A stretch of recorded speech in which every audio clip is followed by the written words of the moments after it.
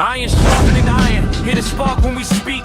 Stronger together, yeah, we building each week. Each one reach one, now the whole world know. Big Jack story time, walk talks, let's go. All right, all right. Welcome to the Iron Sharpening Iron Show. I'm your man, Big Jack. This is my man, Walt Talks. And this Hey, is where we prove we are stronger together, that if each one would reach one, we can all grow and glow. And Walt, I got one for you, man. Have you so ever been in a situation where you was addicted to something? oh yeah, absolutely, absolutely, So absolutely, now, absolutely. did you use any type of therapy, anything to get over the addiction, or what was going on with that? It's crazy, man. Well, two things I stand on.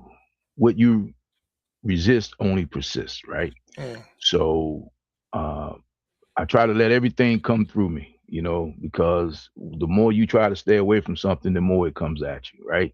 right. But when I do find that I'm spending even something as simple as scrolling, right? Mm, Uh, I've just, man, got out of scrolling put myself on a diet for the last 30 days. I've been playing more mind games, right? mm.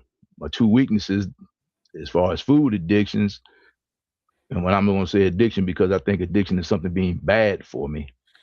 I love grapes and I love ice cream, bro. Oh, So, so I got to govern myself accordingly. But I fortunately, for me, pretty much everything has been in moderation, and I've worked my way out of whatever before it got to a point where it was bad, of course, other than golf and motorcycles and stuff yeah, like that. So yeah. yeah, but I try to just when I see something, when I get to a point where I feel like I can't stay away from something, I make it my business to stay away from it. Even Right. down to drinking coffee in the morning. I started drinking green tea for about 30 days, and then I'll get back to just to see if I'm addicted, because the old joke, the old adage is Richard Pryor had a joke, I've been doing this for 30 years. I ain't hooked. You know what I I got mean? you. Yeah. So yeah, yeah. So Ah, I got you. that's what it So look, is, on man. today's show, and if you're Mhm. walking in and you're popping in here now, you're in the right place. If you're dealing with something or have dealt with something and trying to figure out how to get around it, our guest today is going to help us with that. So Oh wow. we're gonna Okay. talk to our guest. We get him up on the stage, All right. and I'm looking forward to learning some things today. So if you're ready, my brother, we're gonna get a man Hey up man, here. I didn't know I was being used for the segue, man. That was pretty good. I see what you did. Okay, I see what you did because I don't think people realize that I don't know who's No, coming. no, I don't know nope. what's You don't happening. know. You Okay, don't know gotcha. none I of it. don't. So yeah, yeah. Use me as a No, segue. All right, hey man, 100%. I'm not the sharpest knife in the drawer, but a butter knife is always appreciated. Well, So that's good. Well, let's get our yeah, man up on the my stage man, so let's we happen. can Let's get happen. learn some things today. All right. Okay, cool. All right. Thank you. So thank you all and welcome to the Iron Sharpening Iron Show. Let's get our guests up on the Welcome. stage.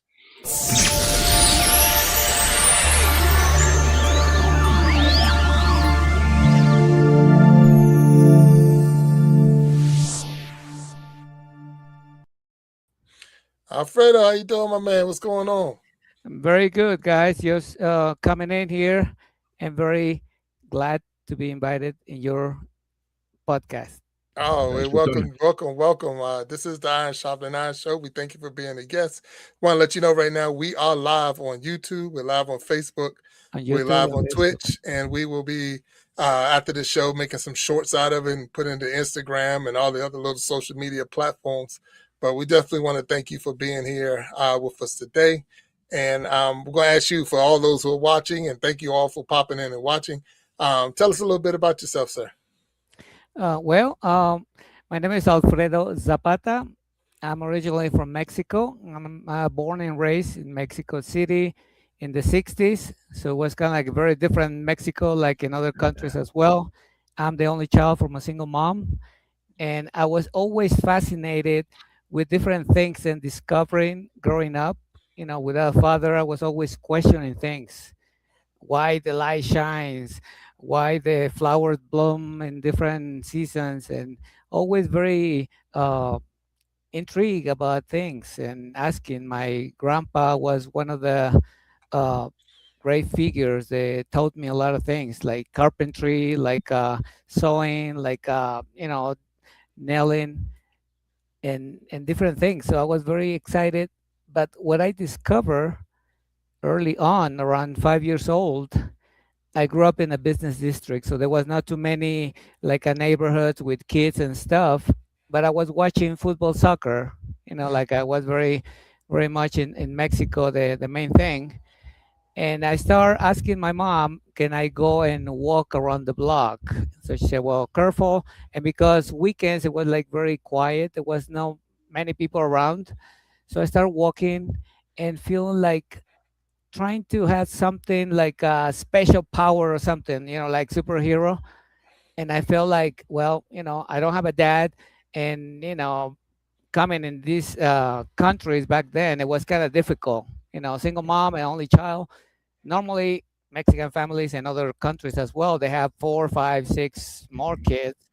So I was always, even though I had a lot of love, I feel like I need something. I need something to kind of grasp and feel like it was my own, besides my toys. mm, Mm-hmm. So walking started kind of give me some sense of I can control my body. It wasn't too much of like, going to football, soccer, or going to camp or things like that. And then I start kind of jogging a little bit because football, soccer, it was kind of like something interesting me. But I start feeling like after I move my body for a little bit around the block, something like some stamina, something start going inside of my body. And I feel like, wow, it feels good. And mm, I didn't jog with my sneakers and shorts. It was kind of like just whatever my mom custom for me to dress. So it was kind of like very much genuine, just moving my body. And just a young child at that time, it feels like, wow, this feels good. And mm, then my uncle, who I grew up with very close, he was going to play soccer on the weekends. And he was probably like around 30.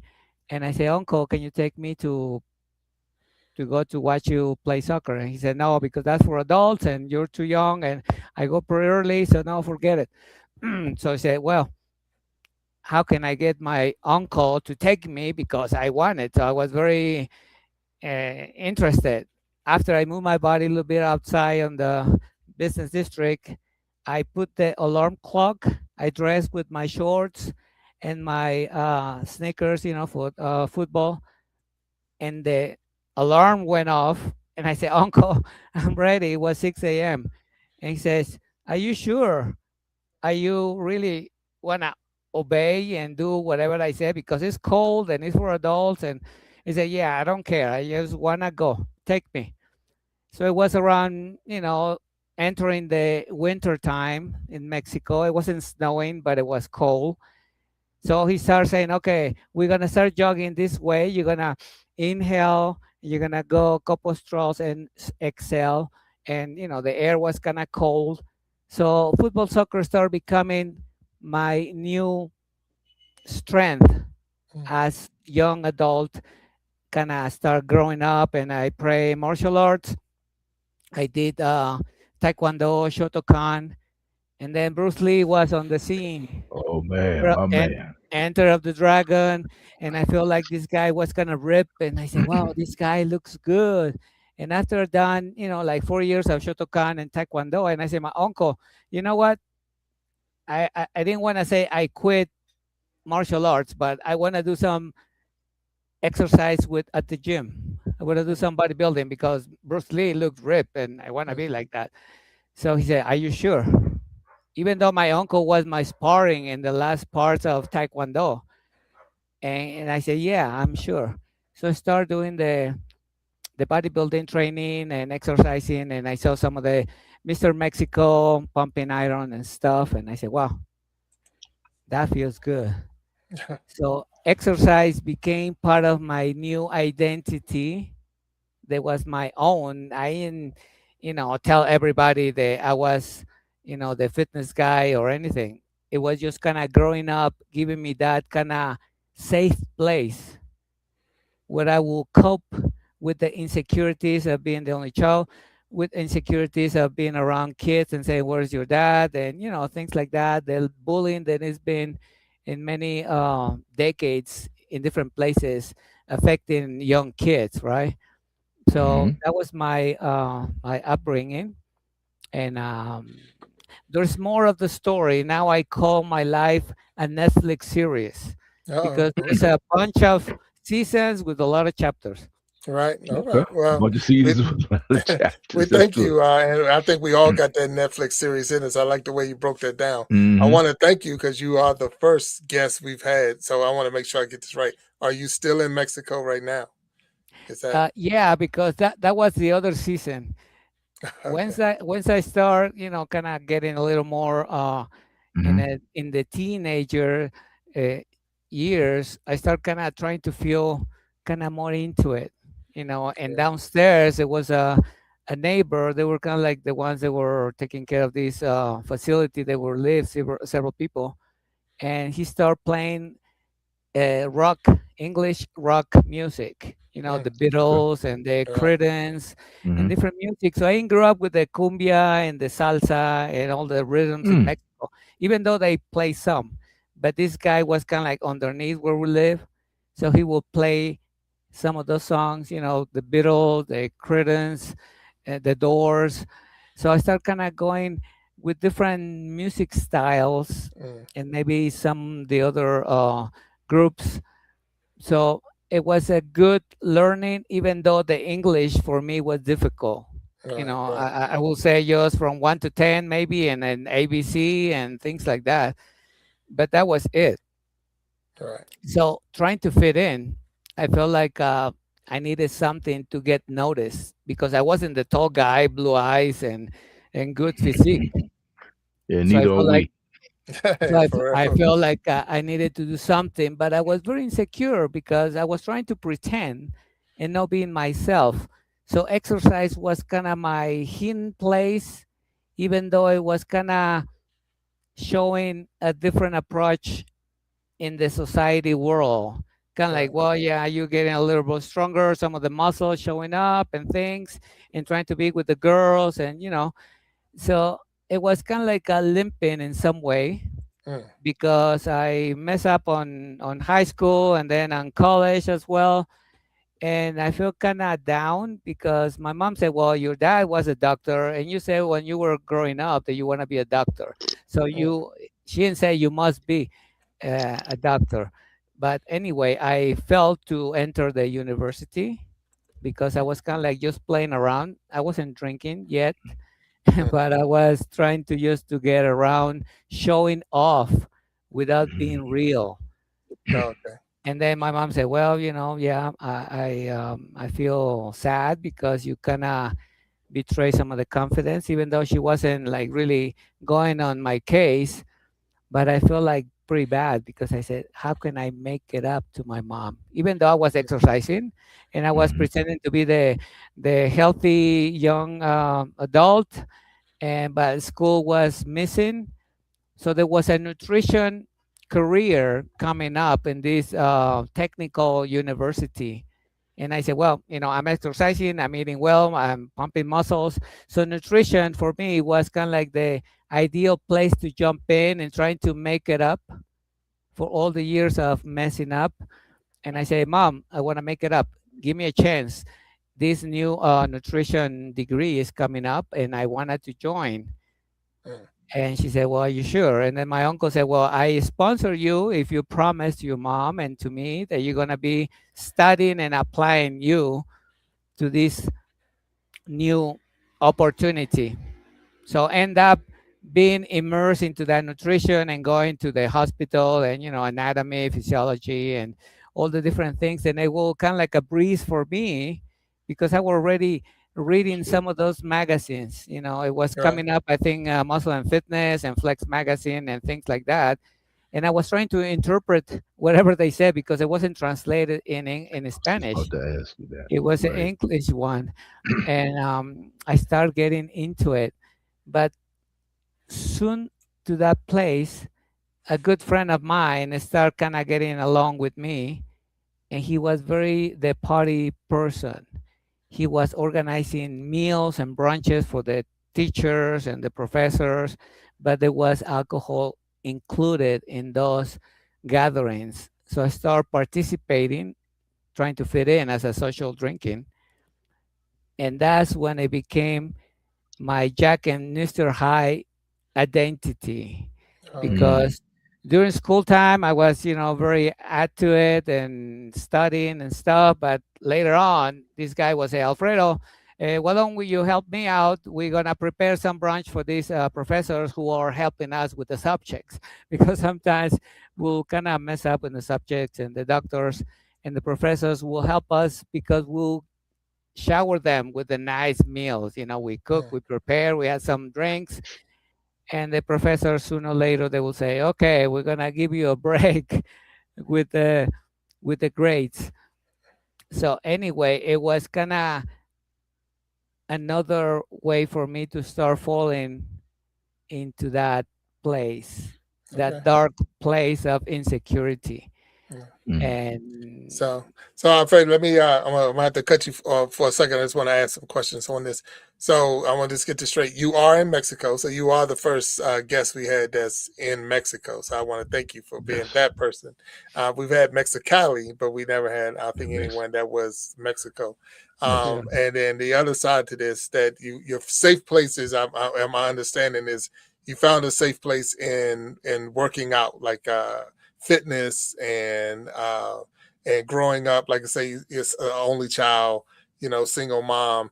But I'm hearing a lot because I know Walt he could touch on that because, but you said your uncle, so you mentioned your uncle several times. So even Yeah. though he wasn't a biological father, as a lot of look for the mother father, but having a male figure in your life that can, give you some direction. So, like I say, will you be listening to me when we go to the soccer field and this and that? Mm. That's right there is a lot more than a lot of people get. So that is already an advantage in yourself that there's somebody that's already looking out for you. Even to the point when you said that when you was going to the university, that this person said, "I will sponsor you, I will help Yeah. you, I will help you get there." That's huge in itself. So those things that sometimes we don't. And I can say that, my dad was there and not there at the same time. So with that being said, it was like, having uncles that stepped in and took that role sometimes was huge for me because it kept me a little, at least a little bit balanced and structured down. Because I gave my mom fits, I know that, and if she's in the chat, I apologize, mom, for giving you fits, but Yeah. I know I Yeah. did. But I just want to make sure I got that straight. So you say you talk about mind and body to become healthier. So, what does it mean beyond just fitness and positive thinking? So, putting that mind and body together, what does it mean besides just being fit and positive? well, what I realized after a few decades after that child start jogging on the streets, it was the mind and body connection. A lot of us in this 21st century have been missing, because if we look back of the cavemen, those guys were connecting the mind and the body to survive, because they were in the cave and they were come out Right. trying to be wise, not to get eaten by Kill. the Yeah. dinosaur or by the big animals, and they will try to hunt it so they can bring some food. So they were active, but they were with some way of wisdom to learn how to survive and go on in life. And right Mm. now, even though with technology and all the different urban facilities that we have, people are living from the neck down, and from the neck Mm. up is when we think and we see and we hear things, but we're disconnected. So later on, after I became a nutritionist and I had the opportunity to make a cold turkey decision and cross the border illegally, because that's another story on my Netflix series. Mm-hmm. Hmm. I got to LA and I went to the mecca of bodybuilding, Gold's Gym in Venice, which I Venice Beach. spent more than 18 years learning and becoming a personal trainer. And in order to concise the connecting mind and body, I start teaching people how to really do a inventory using the mind to be aware of some of the different situations and habits that have been triggered by emotions. Like when you have a Mm. neck problem, you want to get rid of it. You don't want to look for the origin. You're just trying to accommodate. You put Mm, a cream, you put acupuncture, you change your chair for hammer mill chair, you put back support, but you don't know where it came from. You just want to from quit right, right away that thing. And then the pharmaceutical industry in the world say, take a pill, take a right. shot, and let's see what happens.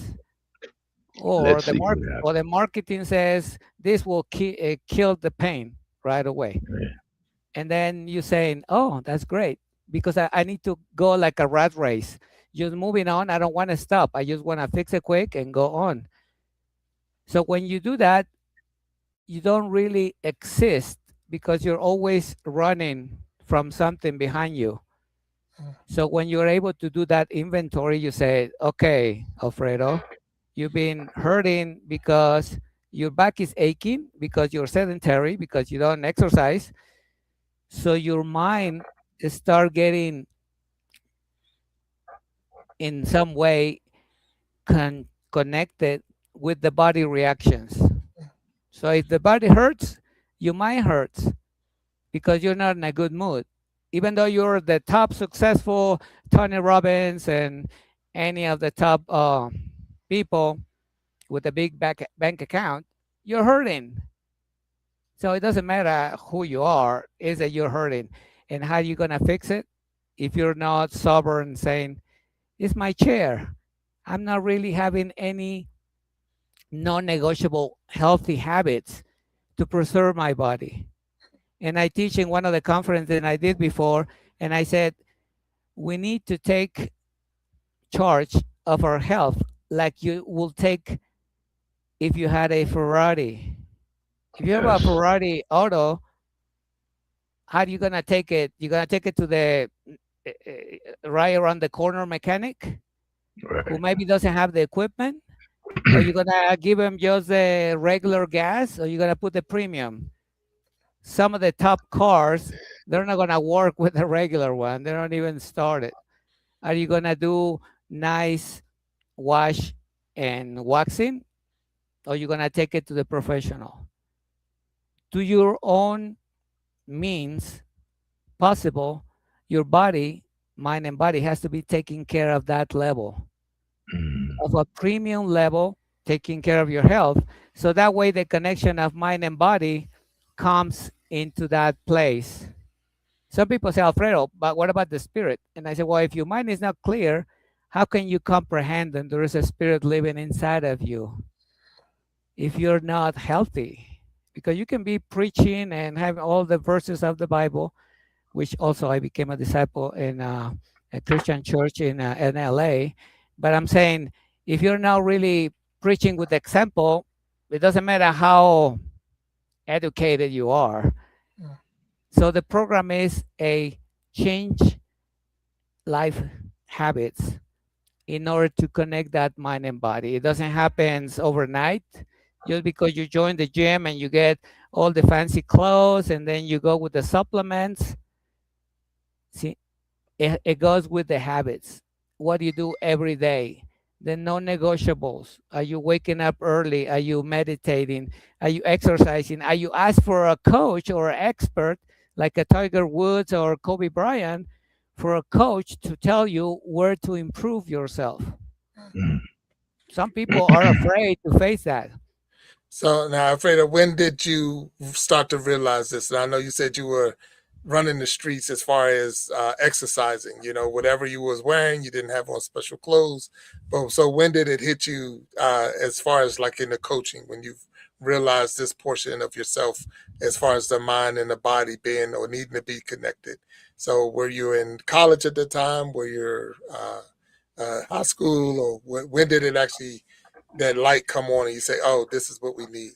I kind of got some samples that came into my life, but I was afraid to take the compliments or to feel confident that who I was, because at the gym when I started doing some of the bodybuilding in Mexico, there was this gym from this Mr. Mexico that was pretty well known in the 70s, which I start kind of getting some knowledge from some of the guys that I saw working out, but also from the magazines. Then they will say, Tom Platz, well, you got to do one more rep, or Mm-hmm. Arnold, and No Pain No Gain with Mike Right. Manser. But I started kind of feeling like I was the connector with people because I will share some of the stuff that I read. And I said, well, this guy is saying that you got to do it this way. So I was kind of teaching in a way something that I learned later on when I was in LA and I went all these years learning and getting to know people in that field. Then I was becoming an expert. And one of my clients, one of the first clients that called me up on that, then I wasn't sure. I became a personal trainer. I started getting the training from an incredible group of people that taught me. Someone came into this sport facility. It wasn't Gold's Gym. It was like just a regular chain of fitness clubs, and it was a entrepreneur guy from US, but he was in New Zealand, so he was building companies, and very well known guy. I didn't know who he was, so he came like a regular member. They assigned him to me, and I said, okay, well, my name is Alfredo, and what's your name? Oh, my name is Ruben. And okay, let me take your measurements. I'm gonna take your body fat. What are your goals? You want to lose weight? You gotta get stronger. And it was a guy like in his 50s, and he said, well, what I want is just feeling healthy. I had some heart problems, but I wanted to, get going because my business and everything. So I did pretty much everything. Then I was by the book, which I was very excited because it was some of the first clients that I had, speaking English, learning to become a personal trainer. So it was like a new life for me. And then at the end, he said, Alfredo, well, I like your approach. I like how you handle things, and I want to sign up for the biggest package. How much is it? And I said, well, Mister, this is the price and the sessions, and we can meet several times depending on your schedule. He said, that's great. He said, I'm in your hands because you are the expert. And I look around and I said, who is he Mm-hmm. talking to? I was like 20 something years old, but I didn't know that that was an incredible teaching from above that says what you've been working on all these years without you Mm-hmm. noticing and without you accepting and admitting that you had that in you, like Les Brown says, you have something great in you. I feel Mm-hmm. like, wow, this guy is calling me the expert. I didn't say why you call me the expert, but I feel like, is this guy joking me or something? And no, he was serious. And I said, okay, great. So this guy was my client for like more than 10 years. I helped him to go to hiking in Nepal.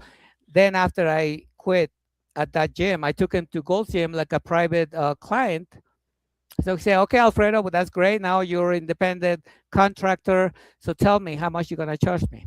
And I said, well, the same thing like at the gym. And he said, no. So I raised the price twice. He says, no, it's not good. I raised it three times. And he said, well, that's better, but it's not what you're worth because you're the Mm. expert.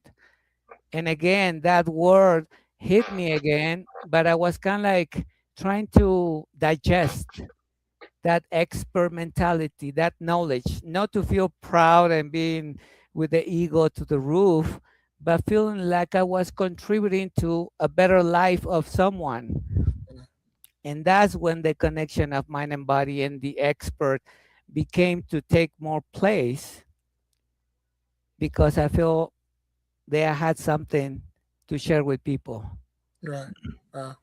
No, that's a powerful story, and thank you for sharing that part because I lifted weights just a little bit in my life. I've been in the gym a couple of times, but I never got that I guess that connection with the mind and the body, and like you say, and I know from the verses and spiritual wise, your body is a temple and how you're supposed to treat it and all of that. So without a doubt on all of those things, but at the same time it does take a we say an expert, a subject matter expert on how to put those pieces together.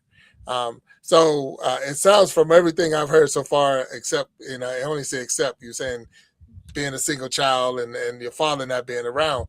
you didn't have anything, no adversity. So what adversity did you have to overcome? What was the biggest struggle did you have before you figured it out in a sense or became the expert? What was your biggest Yeah, struggle? well, rewinding a little bit back on the chapter when I was in Mexico, and I was kind of ready to graduate from nutrition school. I started participating in some of those gatherings with some of the teachers and some friends, and start drinking socially. So it became my Jack and Mr. Hyde identity. Mm, I felt like with the alcohol, I was kind of going up to the roof to feeling sufficient, to feeling that I meant something in life. But I was start limping because I didn't want people to notice that, even though it became apparent. So my mom sometimes will say, Alfredo, uh, slow down. Or sometimes I will lie to my mom and say, I'm at the ER because a friend of mine got sick, so I'm gonna stay over. And I was partying and drinking with somebody else, mm, Wow. And sometimes I will go to school and I will feel like I was very confused because I didn't know what to do to kind of get rid of that and to be more real with myself. I was afraid to face the reality. So I keep connected with this good friend at the gym. So he moved to LA to Gold's Gym, Mecca Bodybuilding, because a friend of his. So we were Mhm. connecting by phone. I said, "Oh, how you doing, Alex? Oh, very good. Have you seen Arnold? Have you seen Lou Ferrigno? Have you seen Mhm. some of those guys?" So I prepare. I got my passport, my visa, and everything, and I went into the border trying to visit this friend of mine, and something happened at the border. The officer got my papers, checked them out, and says, "1 second." They came out and they canceled my passport, even mm, though I had visa, I had all the papers in straight, and I feel like, wow, I'm trying to do all these things, and Right. these people, you know, put me down all my expectations, all my dreams and everything. So I flew back very angry and I said, forget it. I'm not asked for permission. I'm gonna cross the border illegally. I called my friend and says, I cannot make it over there, Alex. How can I cross? So I tried to make the savings that I could. I told my mom I'm gonna go see Alex. And she said, are you sure? And I said, yes, I'm gonna go. So I said, I don't care. So that was one of my radical decisions, even though I was carrying the bag of the alcohol in my back, Mm. still went in and I went for like about 6 hours trying to cross with a group of people. There, one of these guys was trying to take us to go because we were hiding in the bushes, and the police, border patrol, they were trying to chase us. Some of them they got caught, but I was lucky to go to the curve and go to the freeway where there was a van, and they took us to LA. And I went for a couple of years, before I start realizing that it wasn't life. I was in a different country, but I was the Mhm. same person trying to Ah, make it up, but limping with something that I was afraid to face. And after a little bit of time and live with some of the roommates, I end up living in a car mm, right across from Gold's Gym in the parking lot. wow. There was a couple of people who were coming from different countries trying to make it in the fitness industry and Mhm.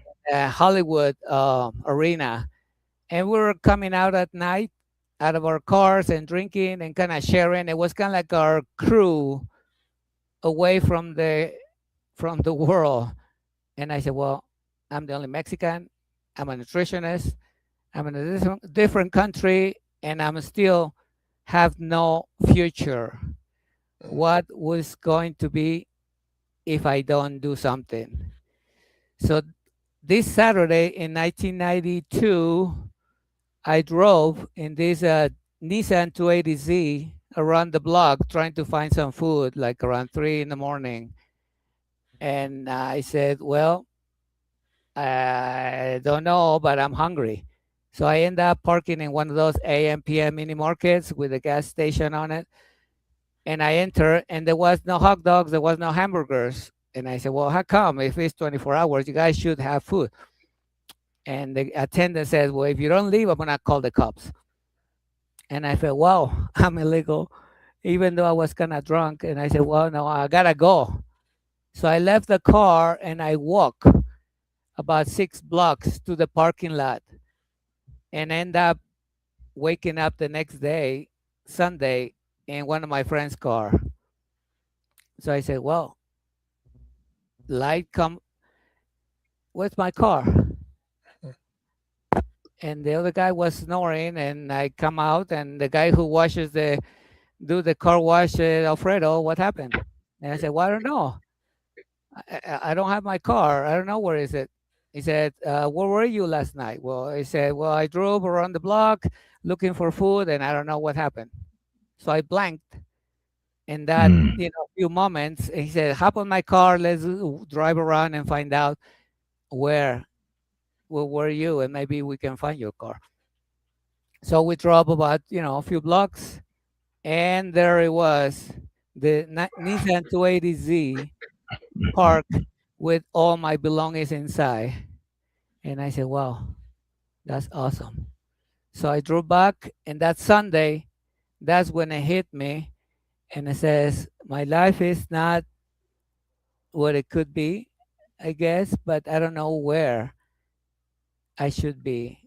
And if I keep doing the same thing, I don't know what my future gonna be. So I made it a cold turkey decision. Says no more alcohol, no more hiding, no more trying to pretend, and that's it.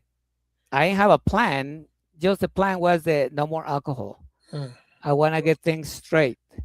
I wasn't faced with some type of message from above. It was just, I guess, the strength that God gave me because I wasn't Christian at that time. I wasn't really religious, but I felt like it was a second chance for me. Because after that day on Monday, after a few challenging times, trying to get my mind off the bad behavior, I saw the world different. It wasn't the world, it was me changing the way I perceive things. There you And go. I guess God started opening doors because later on, someone at the gym invited me to church several times and I turned them down. And a few things happened after that. And I said, well, I think God is calling me, or I need to go off to find out. Maybe there's something because I don't drink. I want to be a good thing. I'm a personal trainer and, I'm sober now. So there might be something there. And there it was at this meeting. It was like a United Nations meeting. It was from different countries, from Singapore, from China, from Russia, from everywhere. And they were talking about what it means to become a disciple. The preacher was somebody with a gown or anything. It was just like a regular guy speaking about it and talking what the Bible says about becoming a disciple, the commitment with God and ourselves to really make that change. So that adversity of crossing illegally and quitting cold turkey was what made me realize there's another way to live. Now you got me, and I know Walt after you standing up, so we'll go get some things. But no, I'm intrigued on this thing because we hear a lot, and we know because of the news and things like that. And we hear about border crossings and things like that, but I've never talked to anyone who actually said they've done it. So here we are again on the Iron Sharpening Iron Show, very first for me. And but your story is different because you was coming in a sense, as you said, just to visit a friend. You wanted to see. You had no intentions of. When you got to the border the first time, you said they basically vetoed your visa, wouldn't let you come in. So you said, all right, if you ain't gonna let me come in this way, I'm gonna come in another way.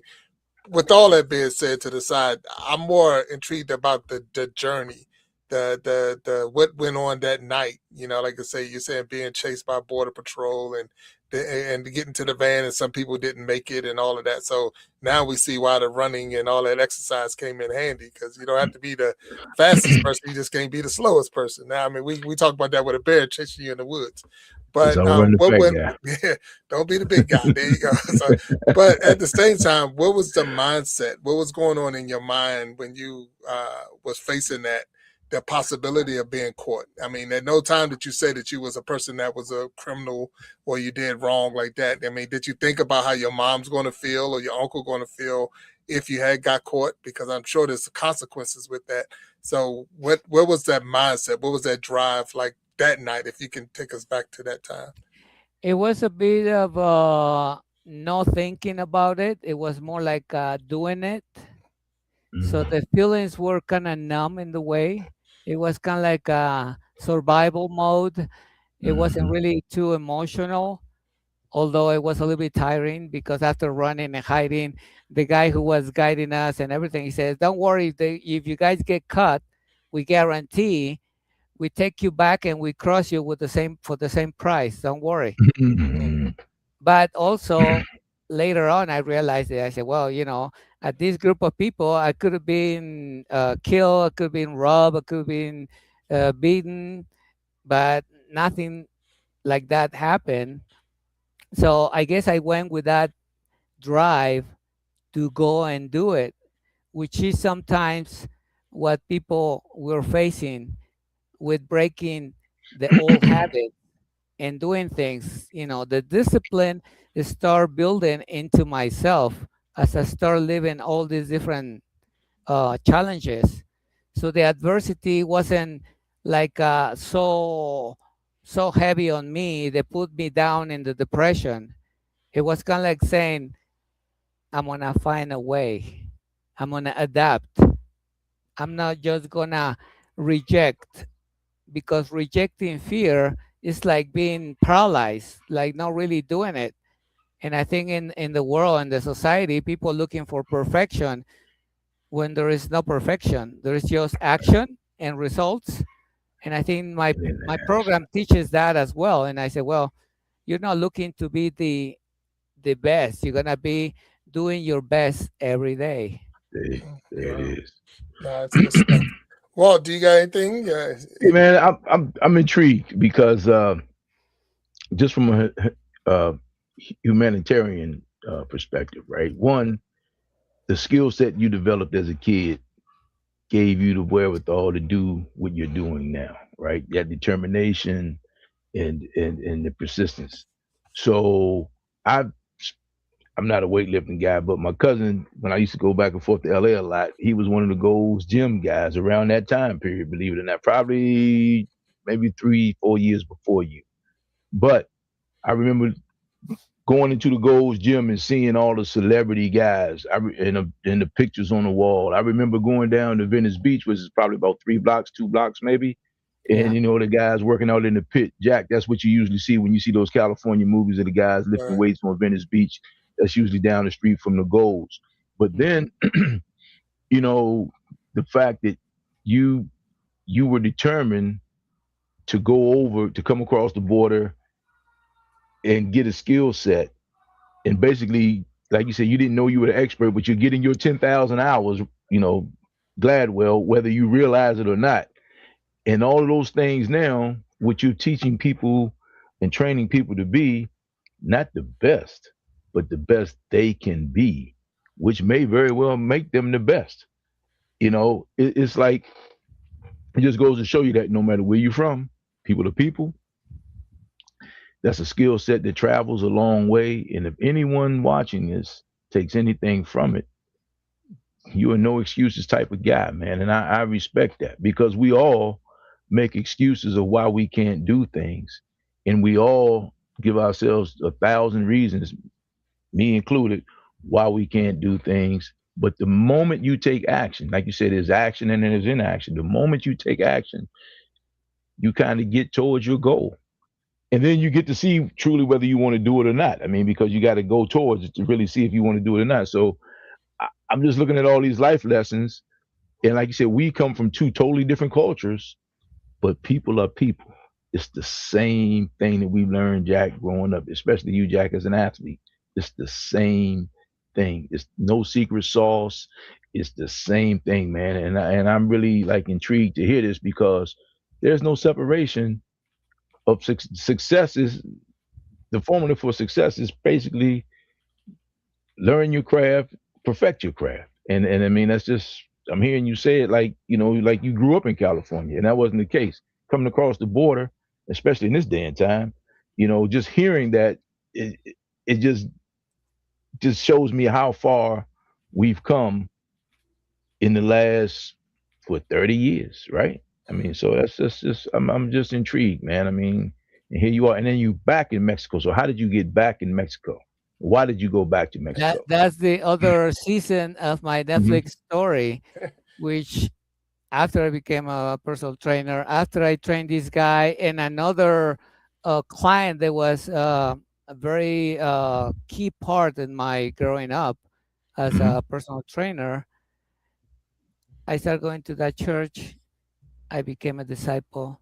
I started going to really connect that mind and body with the faith and Hmm. learning that God already equipped everybody with everything that we need, Just gotta get to it. but Mhm. sometimes we still refuse to believe that because we always asking for things. Like when we Yes. were going, you know, in a child environment and saying, "Well, mom, I'm hungry. Mom, I'm cold. Mom, I want this," but never to, "What can I do? How can I serve?" The sometimes that discipline it feels like I don't like it. It's too hard. It's too cold. Too hot, and then the emotions start kind of going into reverse psychology to our parents.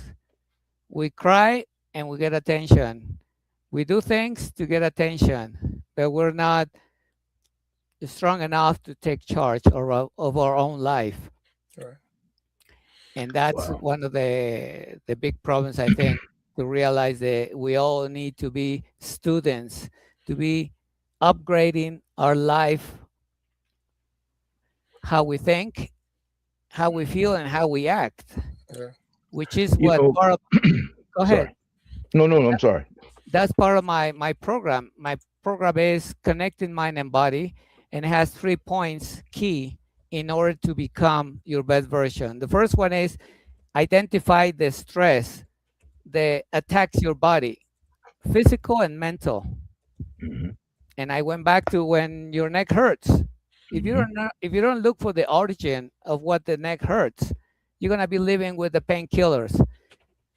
But I do an evaluation, posture evaluation, to tell people where are the pinpoint problems then they have. They might have an accident, they have a scoliosis, they may have some surgery, they may have some bad posture where they do things, exercising, sitting, walking, driving.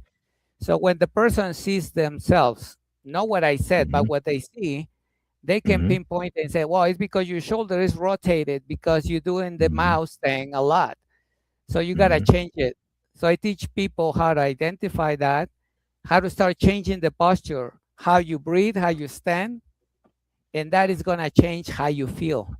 How you feel? Because if you stand better, you put Hmm. your feet flat, you suck your stomach, and you keep your chin up, your body is going to adjust and it's going to feel different. And that's going to give you self confidence and saying, hey, I feel good, I look good. In 10 minutes, you can look good and feel good doing those three things. Then you're gonna feel more inclined to eat well because Hmm. to learn how to eat well, you go to Google or YouTube and you find out. But if you Right. don't feel good, even though you know what to do, you don't do it.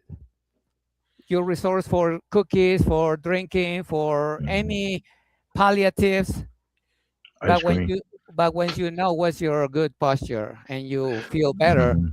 you eat better, not to conform with the diet for because diet for me is a dead sentence. It's like a cage.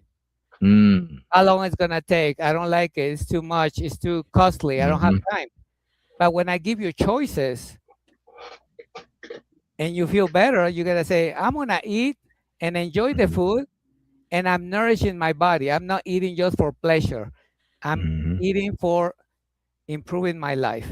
And then the third part is what type of physical activity you do to make you more dynamic. Mm-hmm. Are you doing Zumba or CrossFit just because the trend, or because that is the ideal exercise for you?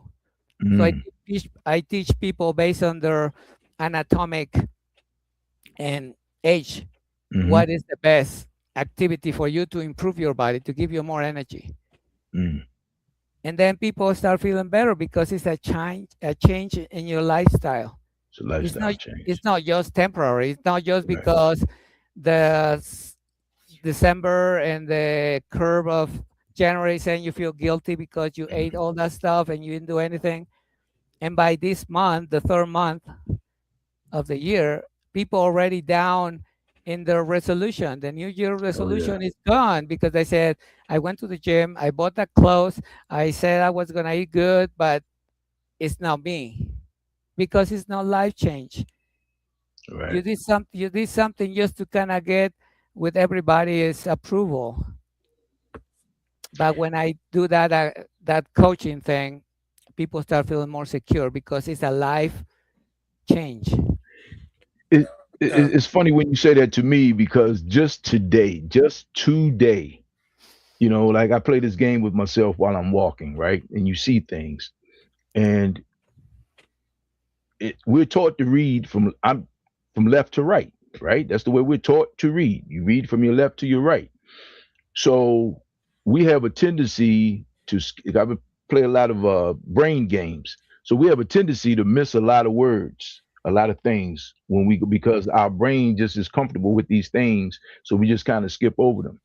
So today I'm walking, and I just started looking at things from right to left, and I'm amazed at how much stuff that I've saw today that I have missed walking this route that I take. I mean, so just like you said, with the gasoline, I'm a motorcycle guy. It takes 93. We're going across the country. You can't get 93, and we're sitting here today discussing. All right, man. When we get through these states, they don't have 93. What are we going to do? How are we going to handle that? So it's all connected, like you said, body and soul, brain and body, and it's amazing what we take for granted. But once we make the change, then we kind of feel the difference long before you see a difference.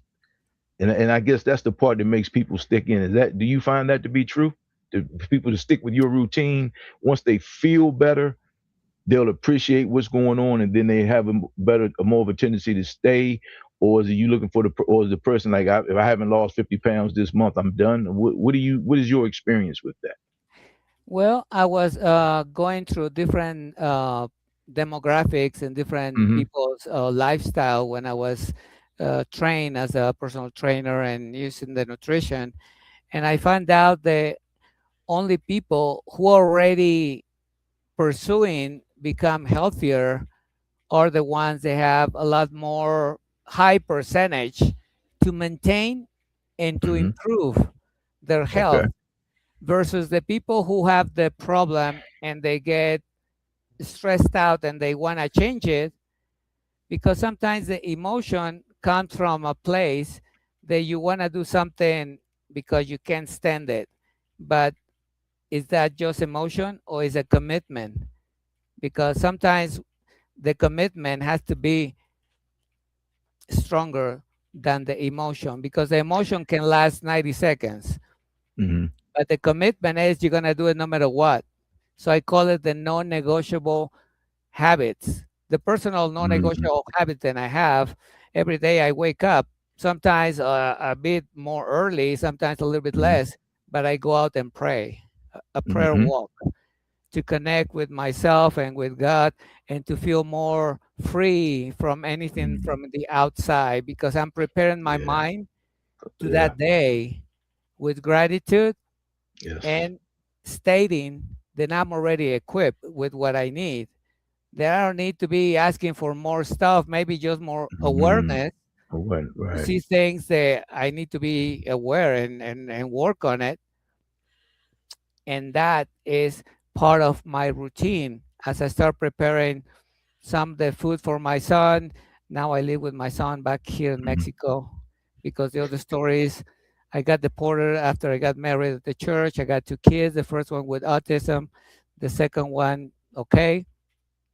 And after I filed to become illegal before I got married, Mhm. my case was kind of postponed because there was no really evidence for me to get the green card. So when I got married with an American citizen, the process was delayed and years passed by. And anyway, the story short was the old case got dismissed and they started chasing me without me noticing. So they were Wow. trying to look for me.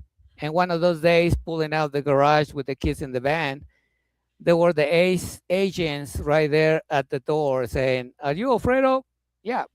"Okay, park your car. We have a deportation order." "Where's your Mhm. wife?" "Upstairs." Someone went upstairs, brought it down. The kids were small, like 5 and 3 years old. And they said, "We gotta go." So my wife kind of knew because we were, marriage and going through that process. So I tell the kids, "I talk to you later. Everything is gonna be okay." These Mhm. guys put me in handcuffs, put me in a van. A few hours later, I was in the bus going back to TJ, Like to the border Tijuana. Mm, of Mexico. right. Mhm. And that's when my other season began. Mm, wow. Wow. Let me ask you this real quick. Um, Now everybody has a fitness watch. You got an Apple Watch. You got a Fitbit. You have all these things. I noticed that when I started tracking how much I really was eating, I, my fitness, my levels started to get better. I mean, like when I started really, some of these apps you can just record or take a picture of what you're eating. When I realized how much I was eating, not even realize I was eating, I didn't even realize how much I was eating, how many calories I was taking in. It just got, man, it's just like my whole situation just changed, and that's been a couple of years now, but it's just changed. I mean, which is pretty cool. Do you find, is that something that you recommend, or is that like an accountability piece for people who are maybe don't have a trainer like you? How do you feel about that? I mean, do you think people realize, the average person realizes how much they actually eat in the course of a day?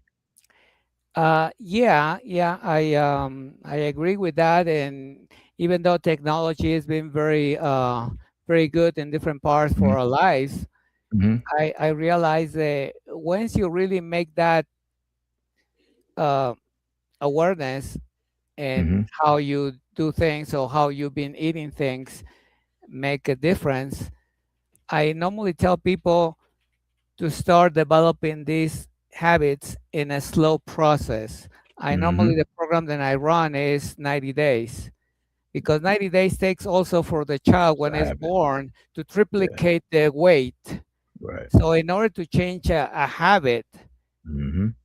and make your mind and your body change, it takes about 8 to 90 12 days. weeks to Yeah. do in a slow process. With some people, it's different. But when Hmm.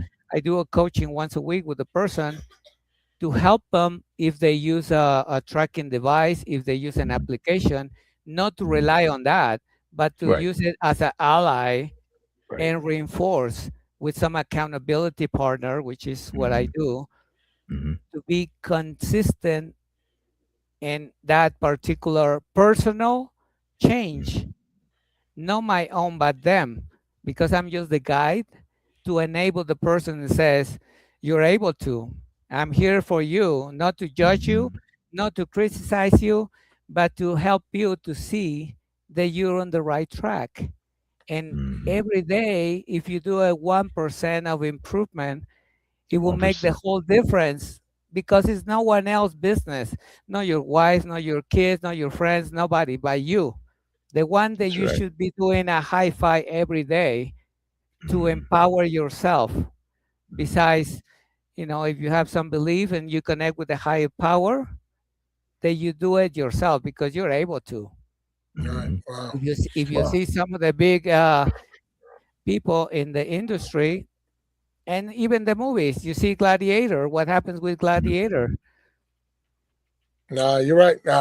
Look, Alfredo, now I'm gonna ask you this because you mentioned Netflix series several times, so I know there has to be a book involved somewhere.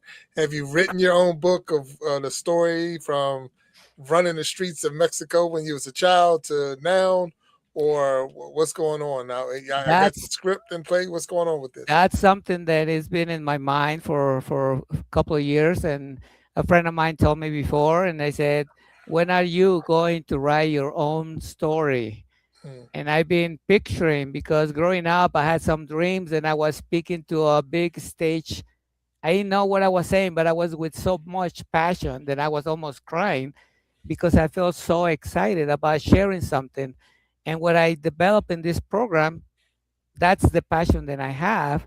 And being invited to be a co-author in this book called Discover Your Greatness, it was written in Spanish in US from Mm. 12 Mexicans and one from South America. Don Miguel Ruiz, the guy from the Four Agreements, was our godfather. It Wow. was another step for me to become aware of what God was giving to me. And then become here in Mexico one of the 33 authors in this book called Repair of the Black Family Anthology, which Hmm. it was in English. And I was the only Mexican with 33 authors. It talks about repairing the old baggage that people have been carrying from generations, and Mm. how we went in through different routes to find the light and become who we are right now. To answer the question, to write my book, I would love to start getting connected in some way to do that, because I'm excited to share it with the world. Well, look, I can tell you this, and it's hard to not hard to believe it. We've already crossed the hour mark, but you have an amazing story. I mean, I'm caught in the border crossings and being deported back. The Man. work, the people you've seen and faced, the mission that you're on, and even this is the Iron Sharpening Iron Show, and I know we always try to throw. I want to grow stronger. I want to be better. When I have a guest on the show, when this is over, what did I get from this? And the big thing that I'm gonna say that I got right now was the fact that I know I have been putting my life in a box. I've been putting limits to it. I want to lose this much weight. I want to do this much or whatever. Where you're unlimited. There should be no limit. It's funny you're saying this because it was a time I was a power lifter. So I'm in competition and stuff like that. But I never went into competition saying I only want to lift 600 pounds. When I put the weight on there, if I hit the 600, then I say put 605 or 610 on there Mhm. because there's no limit. But now I find myself limited myself to say I'm only going to do this. So that's where I appreciate you because now you you made my mind spin a different way because it's like you didn't limit yourself when you were younger and you was Right. pushing that weight up. So don't limit yourself when it's time to take the weight off because we say, "Oh, I'm gonna get 5 pounds." You get the 5 pounds and you stop. It's like, okay, five was just a beginning, and now let's chop off the rest of it or whatever. So I want to thank you. I really want to thank you for being on the Iron Shopping Iron Show today. Your story is amazing. If I was watching on Netflix, I would sit there and binge watch. I would watch season Yeah. after season. So I really thank you for sure for being on here. I'm gonna ask you just to hang over just a little bit, talk to you behind the stage if that's okay. Yes. Walt, you got anything you need to say? No. Alfredo, it's been fun, man. It was a quick hour, but thank you. I mean, I just it makes me realize, man, just once again that people, humanity is all connected, man. I mean, it is just yeah. So I salute you for that. What you've been through. I'm waiting for the book. I'm looking forward to the book. That'll be interesting. Yeah. And I've already joined you. Give us your Instagram and your Facebook and all that good stuff if you don't mind. Yeah, the easy one that I got is the Hmm. Instagram handle is Alfredo Zapata Coach, Okay. and that's the one that I can connect with people even faster. Facebook as well, Alfredo Zapata, but Instagram is the one that I've been a lot more exposed, and is Alfredo Mhm. Zapata Coach. and I'll be happy to connect with you guys and see what can we get together and do. Well, I already know you raised your prices 4 times, so I can't afford you. So I'm gonna have to get the discount on that one. So I'm just Jack, joking. let me say Just this. joking. Let me say this. What you said about your prices, and the person said about you being an expert. That's another life lesson, because it's amazing how the brain works. When we think something is too accessible, we think it's not good. And the moment the price is raised, wow, that must be pretty good. And that's a prime example of the people that's going to pay you to do what you do, that are willing to pay that price. You probably get a better client coming through the door because of the sense of loss. People will run towards they will run towards not losing something quicker than gaining something. You know, so that was a pretty good move too. And I did not talk about that, but that was a pretty good business move. Yeah. So thank you. And the thing is, and Alfredo, you mentioned it, and I know we're gonna close out, but you said, driving that Porsche, you got a Porsche, and the cost of a Porsche is a whole lot more than my Nissan, whatever Nissan. I drive Toyota, so that's why I didn't shoot down Toyota. But the thing is, because I paid $90,000, $100,000 for this vehicle, I'm gonna treat it better than I treat, So when they come to you as a coach, and I'm paying top dollar, like I said, that's an investment in you, and it's not about and I like the way you said that about it's not your wife, it's not your kids, even though you do things for them because you want to be around for them, but you got to give yourself the high five, let's go, you can do this thing, motivate yourself to get out there and push it and get through. So look, I can already tell just by this conversation that you're a motivational coach, that you can help somebody get from point A to point B if they would just dedicate and being there being there beside them as they go through the journey. I can already see your value. So I want to thank you. And I want to thank you. Yes, sir. If you are watching this show right now, and if you're out here and you're chilling and checking us out on the Iron Sharpening Iron Show and the Iron Sharpening Iron Universe, we thank you for hanging out with us. We ask you to come back and watch other episodes, not only the Iron Sharpening Iron Show, but all the shows that fall under the universe, because each and every one got something for you. Because remember, we are stronger together, that if each one would reach one, we can all grow and glow. But until next time, we're going to tell you to take care of yourself, as Alfredo say, mind, body, and soul, and you'll be surprised what your life can end up being. So until then, stay sharp, and we talk to you later. Alfredo, stay back. Please, thank you. Thank you. Too.